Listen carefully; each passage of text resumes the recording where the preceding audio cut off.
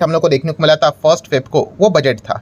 ठीक है, and budget के बाद आप सभी लोगों ने देखा होगा निर्मला सीतारमण जी ने एक न्यूज़ चैनल को इंटरव्यू भी यहाँ पे दिया था। ठीक है, एंड इंटरव्यू में जो पास्ट की बातें हुई थी या फिर मीम्स की बातें की अगर हम लोग बात करें, या फिर पॉपकॉर्न को लेकर जो कंट्रोवर्सी हम लोग को देखने को यहाँ पे मिली थी, जो ट्रोलिंग देखने को मिल रही थी, या फिर फ्रीबीज से रिलेटेड कुछ पॉइंट्स निर्मला सीतारमण जी को पूछने गए थे, उसके ऊपर हम लोग यहाँ पे नहीं जाएंगे।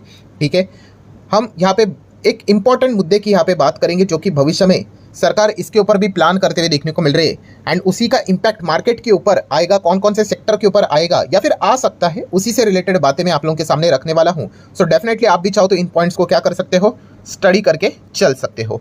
तो अगर हम लोग यहाँ पे बात करें दोस्तों, तो कौन सा पॉइंट, तो जीएसटी। यस, दो प्रकार के टैक्स होते हैं, एक होता है डायरेक्ट टैक्स, मतलब आपने जो कमाई की है उसमें से कुछ हिस्सा सरकार को देना पड़ता है। ठीक है, एंड उस हिसाब से देखा गया इस वक्त बजट में तो एकदम ही धमाकेदार फैसला ले लिया सरकार ने, सीधा 12 लाख तक का जो टैक्स है, ठीक है, वो मतलब इनकम है, वो उन्होंने टैक्स फ्री करके यहाँ पे रख दी है। ठीक है, अब रही बात दूसरी, डायरेक्ट टैक्स के बाद इनडायरेक्ट टैक्स, जो कि हर कोई देता है। ठीक है, मतलब अगर कोई एक व्यक्ति चॉकलेट भी खरीद लेता है तो उसमें भी वो टैक्स हम लोग को सरकार तक जाते हुए देखने को मिल जाता है। कोई पेन पेपर पेंसिल भी खरीद लेता है स्कूल जाने वाला बच्चा, ठीक है, नो डाउट अपने पेरेंट्स के पैसे से, तो उसमें भी वो क्या करते हैं, जो टैक्स का पोर्शन होता है वो सरकार तक पहुंचता है। सो इनडायरेक्ट टैक्स की अगर हम लोग बात करें तो जीएसटी से रिलेटेड कुछ पॉइंट्स यहाँ पे हम कह सकते हैं इंटरव्यूअर ने क्या कर दिया, निर्मला सीतारमण जी को पूछे, एंड इसी से रिलेटेड एक इंपॉर्टेंट मुद्दा हमारे सामने आते हुए देखने को मिल चुका है, उसी से हम लोग डिस्कशन यहाँ पे डिटेल में करने वाले हैं।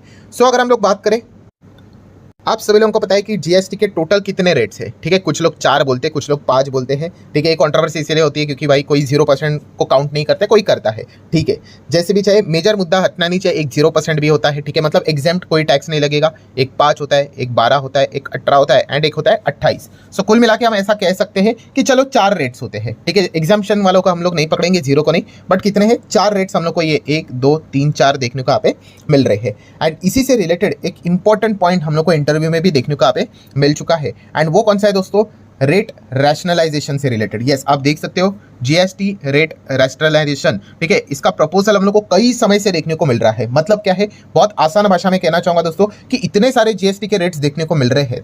ठीक है, एंड इसमें भी क्या होता है कि कंफ्यूजन किसमें नहीं होता है, जैसे कि 0 इसमें कोई कंफ्यूजन नहीं है, देन 5% वालों में भी इतना कोई कंफ्यूजन नहीं है, 28% वालों में भी कोई कंफ्यूजन नहीं है कि चलो बहुत ही लग्जरी आइटम जैसी चीज़ें देखने को मिल रही है। नो डाउट कुछ चीज़ें हम कह सकते हैं कि चर्चा का विषय बन जाती है, बट मेजर जो प्रॉब्लम देखने को मिल जाता है वो इन रेट्स में देखने को मिल जाता है कि 12 और 18, मतलब ये इतना कंफ्यूजिंग हो जाता है कि भाई 12 कौन से डेफिनेशन के चलते 12 में आएगा और कौन से डेफिनेशन के चलते 18 में आएगा।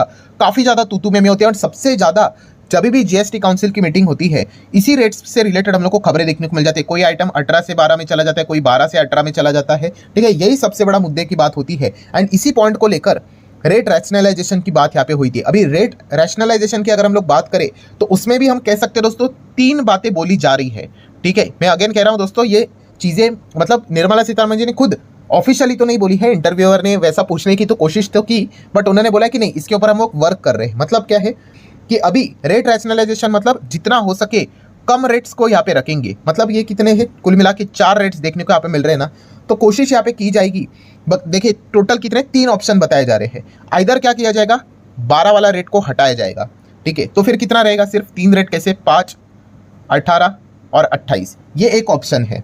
या फिर बोला जा रहा है कि 12 को नहीं भाई, 18 वाला रेट हटाया जाएगा, तो फिर कितना रहा, 5, 12 और 28। एंड तीसरा एक और ऑप्शन देखने को यहाँ पे मिल रहा है जहाँ पे बताया जा रहा है कि 12 को भी हटाओ, 18 को भी हटाओ, और एक 15% का एक रेट लेकर आ जाओ। ठीक है, तो फिर रहेगा 5, 28 एंड 15। ठीक है, ऐसे 3, मतलब तीनों सिचुएशन में एक चीज़ कॉमन है कि 3 रेट्स रखने की बात हो रही है।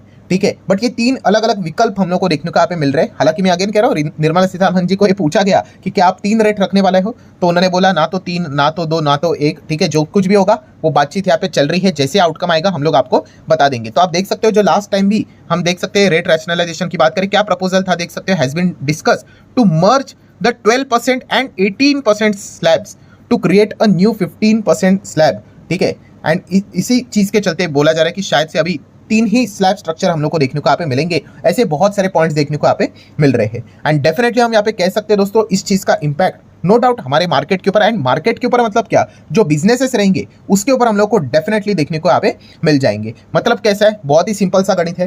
ठीक है, अभी जैसे कि एक कॉमन सेंस वाली बात पकड़ लेना। ठीक है, कि मान लो जो आइटम 12 में आ जाते हैं, ठीक है, अगर मान लो अगर 12 वाला रेट हट गया तो शायद से ऐसा तो नहीं होगा कि 12 वाले आइटम्स 5 में आएंगे, मोस्ट प्रोबेबली 12 वाले आइटम्स को 18 में शिफ्ट किया जाएगा। सो जो आइटम्स अभी हम लोग को जीएसटी में 12% को अट्रैक्ट करते हैं, whether it is a goods और द सर्विसेज, सो डेफिनेटली उनके लिए खराब खबर हो सकती है भाई। सीधा 12% से 18% मतलब टैक्स बढ़ेगा, टैक्स बढ़ना तो अच्छी बात नहीं कंसिडर की जाती है। देन अगर हम लोग बात करें, अगर 18 को कट किया जाता है तो 18 वाले शायद से 12 पे आएंगे, 28 तो नहीं जाएंगे भाई, लग्जरी आइटम के साथ कैसे इसको मिक्स करवा दे। सो डेफिनेटली ये वाला एक बहुत अच्छा मतलब पॉजिटिव साइन हम लोग को देखने को मिल सकता है। 18 वाले आइटम 12 हो जाएंगे, मतलब कुछ सस्ते यहाँ पे हो सकते हैं करके। एंड थर्ड ऑप्शन जो हम लोग को देखने को मिल रहा है, थर्ड ऑप्शन कौन सा था, 15 वाला। तो उसमें कैसा कंडीशन रहेगा, मतलब ये देखिए 15 वाला हो गया, ये 12 वाला हो गया और ये 18 वाला हो गया। सो डेफिनेटली अगर 15 रखा गया तो ये दोनों को हटाएंगे, 12 को भी और 18 को भी। बट हम कह सकते हैं 12 वाले अगेन डिसअपॉइंट यहाँ पे हो जाएंगे। क्यों? क्योंकि वापस उनको एक्स्ट्रा 3% और यहाँ पे ऊपर चले जाएंगे वो लोग। हाँ, 18 वाले डेफिनेटली चलो खुश हो जाएंगे कि 18 से हटकर 15 तो हो गया करके। मतलब जितने भी हम लोग को 3 सिनेरियोज देखने को यहाँ पे मिल रहे हैं, उसमें हम कह सकते हैं दोस्तों ज़्यादा से ज़्यादा अगर कोई खुश यहाँ पे हो रहा है तो वो 18% वाले ही देखने को यहाँ पे मिल रहे हैं। कैसे? अगर हम लोग यहाँ पे बात करें, 18% को हटा दिया तो इधर वो 12 पे शिफ्ट होंगे, ठीक है, तो भी वो खुश है।